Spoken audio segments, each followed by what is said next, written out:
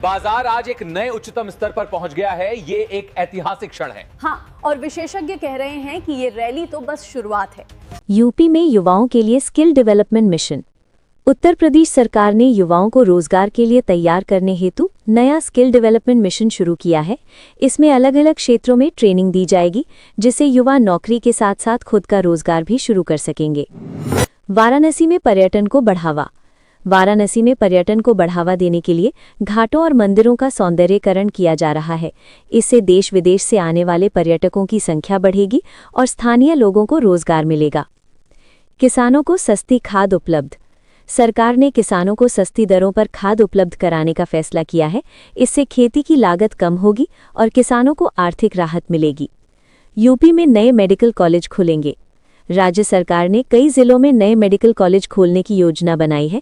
इससे मेडिकल शिक्षा को बढ़ावा मिलेगा और ग्रामीण क्षेत्रों में बेहतर स्वास्थ्य सेवाएं मिल सकेंगी। बिजली बिल में राहत की घोषणा।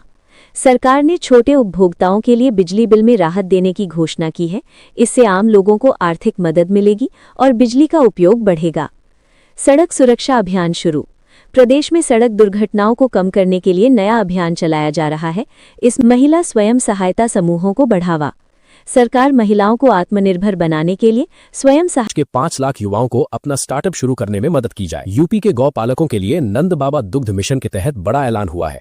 अगर आपकी गाय ज्यादा दूध देती है तो सरकार आपको 15,000 रुपए तक का नकद इनाम और गाय के चारे के लिए हर महीने अलग से भत्ता प्रदान करेगी। निराश्रित पेंशन योजना के तहत यूपी के बुजुर्गों और विधवा महिलाओं की पेंशन अब 1,000 रुपए से बढ़ाकर 1,500 रुपए महीना कर दी गई है।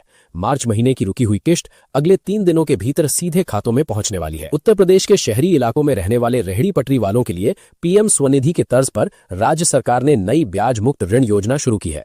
अब ठेला लगाने वाले भाई 20,000 रुपए तक का लोन सीधे बैंक से ले सकेंगे। यूपी बोर्ड के मेधावी छात्रों के लिए खुशखबरी है।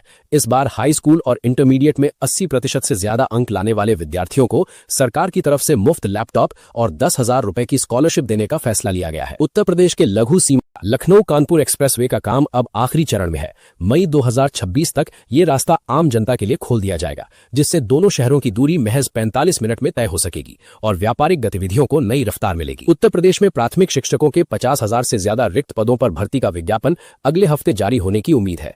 शिक्षा विभाग ने रिक्तियों का ब्यौरा तैयार कर लिया है, जिससे प्रदेश के लाखों बीएड और बीटीसी अभ्यर्थियों में खुशी है। भारतीय रेलवे ने यूपी के यात्रियों के लिए 10 नई वंदे भारत और अमृत भारत ट्रेनों का रूट फाइनल कर दिया है। अब अयोध्या, वाराणसी और गोरखपुर से दिल्ली की यात्रा बेहद कम समय और आधुनिक सुविधाओं के साथ पूरी की जा सकेगी। उत्तर प्रदेश के मौसम विभाग ने अलर्ट जारी किया है।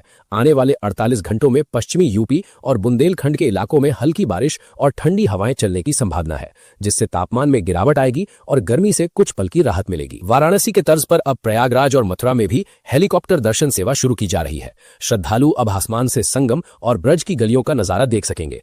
इसके लिए पर्यटन विभाग ने प्राइवेट कंपनियों के साथ करार किया है। यूपी पुलिस ने ट्रैफिक नियमों में बड़ा बदलाव किया है। अब अगर आप हेलमेट पहनकर और सीट बेल्ट लगाकर चलते हैं तो आपको गुड सिटीजन कार्ड मिलेगा, जिससे भविष्य में लाइसेंस रिन्यूअल और अन्य कामों में भारी छूट दी जाएगी। अस्पतालों में अब एमआरआई और सीटी स्कैन जैसी महंगी जांचें पूरी तरह मुफ्त होंगी। स्वास्थ्य मंत्रालय ने आदेश दिया है कि अगर मशीन खराब है तो प्राइवेट सेंटर से जांच कराएं, जिसका भुगतान सरकार करेगी। यूपी है। अयोध्या में राम मंदिर दर्शन के लिए आने वाले श्रद्धालुओं के लिए स्मार्ट पास सिस्टम लॉन्च किया गया है। अब आप मोबाइल ऐप के जरिए अपना टाइम स्लॉट बुक कर सकते हैं, जिससे लंबी लाइनों में लगने की जरूरत नहीं पड़ेगी। यूपी के स्कूलों में अब एआई यानी आर्टिफिशियल इंटेलिजेंस की पढ़ाई अनिवार्य कर दी गई है। कक्षा 6 से ही बच्चों को कोडिंग और नई टेक्नोलॉजी सिखाई जाएगी, ताकि यूपी के बच्चे ग्लोबल मार्केट में मुकाबला करने के लिए तैयार हो सके। गोरखपुर और आसपास के जिलों में नए टेक्सटाइल पार्क के निर्माण को हरी झंडी मिल गई है। इससे पूर्वांचल के लगभग 1 लाख लोगों को स्थानीय स्तर पर रोजगार मिलेगा और पलायन की समस्या पर काफी हद तक लगाम लग सकेगी। यूपी रोडवेज ने अपनी सभी पुरानी बसों को हटाकर 500 नई इलेक्ट्रिक बसें बेड़े में शामिल करने का निर्णय लिया है। ये बसें प्रदूषण मुक्त होंगी और इनमें महिलाओं की सुरक्षा के लिए पैनिक बटन और सीसीटीवी कैमरे लगे होंगे। झांसी और ललितपुर के बीच नए इंडस्ट्रियल कॉरिडोर के लिए जमीन अधिग्रहण का काम शुरू हो गया है। इस प्रोजेक्ट से बुंदेलखंड में बड़ी कंपनियां अपनी यूनिट्स लगाएंगी, जिससे इस पिछड़े इलाके की आर्थिक सूरत पूरी तरह बदल जाएगी। उत्तर प्रदेश के डिजिटल इंडिया अभियान के तहत अब हर ग्राम पंचायत में फ्री वाईफाई की सुविधा दी जाएगी, ताकि गांव के छात्र और युवा ऑनलाइन फॉर्म भरने और अपनी पढ़ाई से